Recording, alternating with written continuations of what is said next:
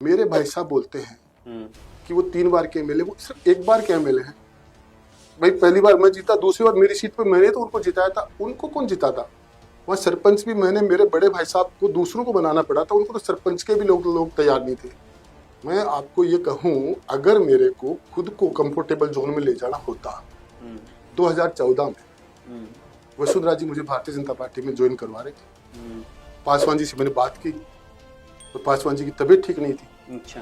तो उस कंडीशन में मैं उनको छोड़ नहीं। राजकुमार शर्मा के भाई राजपाल ने, उसने पेट्रोल डाला अपने ऊपर और वो फोटो उसके अंदर वो पिक्चर बना रहे हैं उसकी। राजपाल ने उसकी तुल्ली डाली, वो आग लग गई, आग इतनी ऊपर चली गई, ये लोग बुझा नहीं पाए, ये लोग भाग गए वहां से।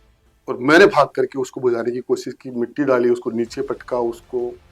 और उसके बाद जब हम लोगों का गुस्सा पुलिस के ऊपर उतरा, पुलिस की हमारी लड़ाई हुई, उसके बाद ज्यादा पुलिस आ गई तो मेरे को पकड़ करके उन्होंने गाड़ी में डाल करके ले जाने लगे। दिनेश एमएन से पूरे टाइम में मुलाकात हुई थी? नहीं, उस वक्त दिनेश एमएन नहीं थे। अच्छा। उस जगह पर नहीं थे। फिर हमने गाड़ी से कूद गए थे, हमने कूद करके फिर पुलिस को से लड़ाई हुई, कुछ पुलिस के लगी, कुछ हमारे लोगों के लगी। फिर राजकुमार शर्मा की गाड़ी भी वहां, दोनों गाड़ी भिड़ गई थी, पुलिस की गाड़ी पलट गई थी। वहां से हम कूद करके, और जब मैंने राजकुमार को कहा यार वो लड़का मर रहा, हालत खराब है और अपन चलते हैं, तो निशांत भारद्वाज हम वहां से हम दौड़ करके एसएमएस हॉस्पिटल पहुंचे। अब एसएमएस हॉस्पिटल पहुंचे दोनों भाग करके। मैं तो फिर भी बहुत लड़ा था, राजकुमार तो क्या लड़ा था, आराम से वो ठीक था, उसका कोई ऐसी बात नहीं थी। वहां जाकर के उसने ड्रामा किया, बोले मैं बेहोश हो रहा हूँ, मेरे को चक्कर आ रहे हैं, और वो वहां पर एक बेड पर लेट गया, बेहोश होने का नाटक किया उसने। मैंने कहा यार मुझसे इस तरह की चीज मैं नहीं करता हूँ। मैं तो उसके बाद में मैं वहां से, मैंने कहा मैं नहीं करता हूँ। मैं वहां से निकला, दूसरे दिन मैं गिरफ्तार हुआ, दूसरे दिन वो भी पता नहीं हॉस्पिटल से कहाँ से गिरफ्तार हुआ। निशांत भारद्वाज खत्म हो गया था, मर गया था। उसके बाद राजकुमार शर्मा ने निशांत भारद्वाज की फोटो लेके उनके माँ बाप को लेकर के यूनिवर्सिटी में घूमा। निशांत भारद्वाज को सच्ची श्रद्धांजलि देनी है तो राजकुमार शर्मा को वोट दो। यूनिवर्सिटी का प्रेसिडेंट मिनिस्टर से नहीं, सबसे ज्यादा पावरफुल होता है। दुनिया में जितने भी परिवर्तन हुए हैं, जितने भी बड़े आंदोलन हुए हैं, स्टूडेंट ने किया। क्या हुआ कि स्टूडेंट एक तरह से बैकफुट पे आ गई, स्टूडेंट पावर। अब 25 से पहले 22-23 साल का जो स्टूडेंट लीडर है वो यूनिवर्सिटी का प्रेसिडेंट बन जाता है। यूनिवर्सिटी में मैं प्रेसिडेंट बनने से पहले यूनिवर्सिटी क्रिमिनल्स का अड्डा थी। यूनिवर्सिटी के हॉस्टलों में हिस्ट्री सीटर लोग भरे पड़े थे। मैंने उन सारे के सारे हिस्ट्री सीटरों को धक्के मार मार के बाहर निकाला था। अच्छा। मैं महाराणा प्रताप हॉस्टल में रहता था, क्योंकि पुलिस अंदर वो सब नहीं कर पाई थी जो हमने किया। हमने कैंपस में रात को 2-2 बजे उठा के हमारे महाराणा प्रताप हॉस्टल में ले जाके उनको धमका करके, जो भी इनको जूत मार के हमने बाहर निकालते थे। हनुमान बेनीवाल उनके पिताजी एमएलए थे बीजेपी के, उस सपोर्ट से वो प्रेसिडेंट बने थे। उनके साथ में विजय पुनिया जी का एमएलए रेपासू बाको अध्यक्ष बाबू के संबंध जाटों के अंदर बहुत बड़े, जो मैं कह रहा हूँ ना कि विजय पुनिया जी का बहुत नाम था जब हम लोग आए थे उस वक्त। अच्छा। और उनका जो ग्रुप बहुत मजबूत था, वो भी हनुमान बेनीवाल के साथ खड़ा था। ऊपर तो सरकार थी, नीचे विजय पुनिया जी उनके साथ थे। और उसके बावजूद भी हमने हनुमान बेनीवाल को, अब जो बात चली गई, सारी चीज चली गई, बेनीवाल हमारा कोई दुश्मन नहीं है, लेकिन मैं कह सकता हूँ कि वो स्टूडेंट लीडर नहीं थे, वो कास्ट के लीडर थे। एमएन दिनेश जो हैं वो लोगों को पकड़ पकड़ करके ठोक रहे थे। उसके बाद में, उस वक्त मैं प्रेसिडेंट बन चुका था। उसके बाद मैंने वाइस चांसलर को कहा कि आईपीएस हैं जो इस तरह से लड़कों को पकड़ करके नाजायज पीट रहे हैं। और फिर वो वाइस चांसलर ने भी देखा कि एसपी से ये लोग प्रेशर में आ गए, तो वाइस चांसलर ने ये कहा कि देखो कानून अपना काम करेगा और मैं क्या कर सकती हूँ, मैं कैसे रोक सकती हूँ। मैंने कहा यूनिवर्सिटी में एसपी नहीं आने चाहिए, इस तरह से इंटरफेयर नहीं करने चाहिए। तो उसके बाद फिर हमने यूनिवर्सिटी बंद करा दी। शिवनाथ सिंह जो गिल थे बहुत विद्वान आदमी थे, बहुत लर्नेड थे, इसमें कोई दो राय नहीं है। मैं जब यहाँ से वहां गया चुनाव लड़ने के लिए, तो लोग इस बात का यकीन भी नहीं कर रहे थे कि कोई इनको हरा भी सकता है। और मैंने उनको कहा, उनको 30,000 वोटों से हराया। देव सिंह भाटी थे, लोकेंद्र सिंह जी कालवी थे, सुरेश मिश्रा थे, सत्यनारायण सिंह सैनी थे। इन लोगों के साथ में महेंद्र भाटी थे। इधर से मैं था, राजस्थान यूनिवर्सिटी का प्रेसिडेंट था। हर एक जिले में 2-2, 5-5 लाख लोगों को हम लोग इकट्ठा करके, उसके बाद में हमने सरकार की नाक में दम कर दिया था।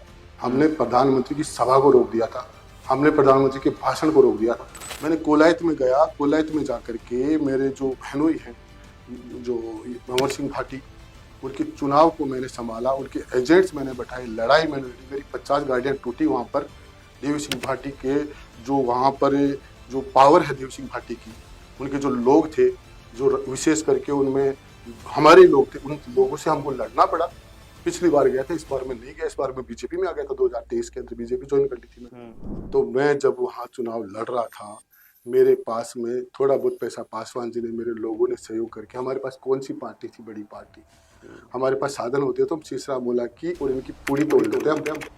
हमारे पास साधन ही तो नहीं थे, पूरी तोड़ देते। हाँ, इनको हरा देते हम आराम से। उन्होंने जाकर के लोगों के सामने अपनी जो है ये बोला कि कल के लड़के से मेरे को मत मरवाओ, तुम मार लो, अपने लोगों को जाकर के बोला था शीशरा मोला ने।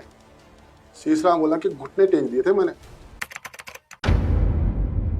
संतोष अहलावत के साथ में क्या बात है? संतोष अहलावत को तो हार गई हूँ। संतोष अहलावत का कोई, मैंने क्या कहा आपको, सूरजगढ़ से चुनाव लड़ा मैं। अब सूरजगढ़ से चुनाव लड़ूंगा तो वहां पर मुझे लगा 2 जाट, ठीक है, 2 जाट के बीच में बाकी की सारी कास्टों का मैं दूरीकरण कर दूंगा, एक चीज।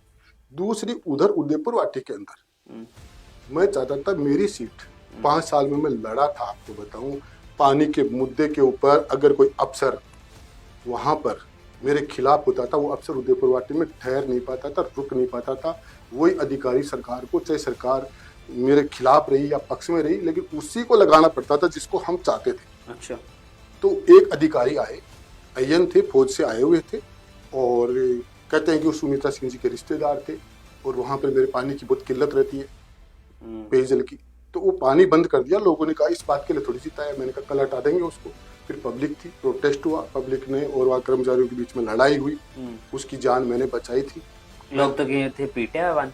सुन ले आप, मैंने कहा उसकी जान में नहीं होता तो उसको मार देते। अब पब्लिक का कोई चेहरा होता है क्या?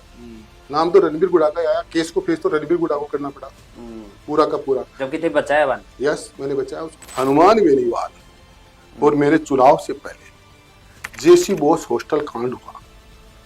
एक लड़की को उठा करके कम से कम 50 से ऊपर लड़कों ने जेसी बोस हॉस्टल के अंदर लड़कों ने सामूहिक रेप किया, और वो रेप करने वाले लोग इनके हनुमान बेनीवाल के, महेंद्र चौधरी के समर्थक थे। वो लोग, हनुमान बेनीवाल ने उनका खुला समर्थन किया था उनको बचाने के लिए।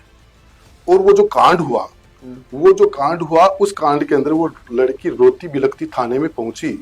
वो थाने में पहुंचने के बाद एक बड़ा लीडर आया, मैं नाम नहीं लूंगा उसका, उसने आकर के और उनकी एफआईआर ले गया। और उसके बाद वो बोले कि कोई एफआईआर नहीं, लड़की तो हेबिचुअल है, इस टाइप का लड़की के ऊपर उल्टा आरोप लगाया था। नाम नहीं बता रहे तो कोई संगठन? देखो, मैं आपको बता रहा हूँ ना कि तो अब उसके बाद फिर हमने यूनिवर्सिटी मार्ग को जाम करके बैठ गए। सीआई को मैंने बाहर नहीं निकलने दिया, एफआईआर लॉन्च करवाई, मुकदमा खाया हमने, और हमने मुकदमा खा करके जयपुर पूरा का पूरा बंद करवा करके, चक्का जाम करके उनकी गिरफ्तारी करवाई हमने। जो उत्पन्न हुई, संतोष अहलावत ने जब चुनाव लड़ा था लोकसभा का, मेरी वजह से हारी थी संतोष अहलावत। उसके बाद में सूरजगढ़ के जो लोगों ने और मेरे को आए, सूरजगढ़ के लोग, वही मैंने सोचा कि ये बड़ा चुनाव था। और सूरजगढ़ का चुनाव मैंने आपको बताया, एक मायने में देखा जाए ना तो मेरा सीरियस चुनाव नहीं था सूरजगढ़ का भी। वो जब संतोष अहलावत ने, लोगों ने ये कहा जो आप बोल रहे हो सारी बात, मैंने कहा वहां पर क्या बोलते हैं, वहां पर क्या बोलेंगे।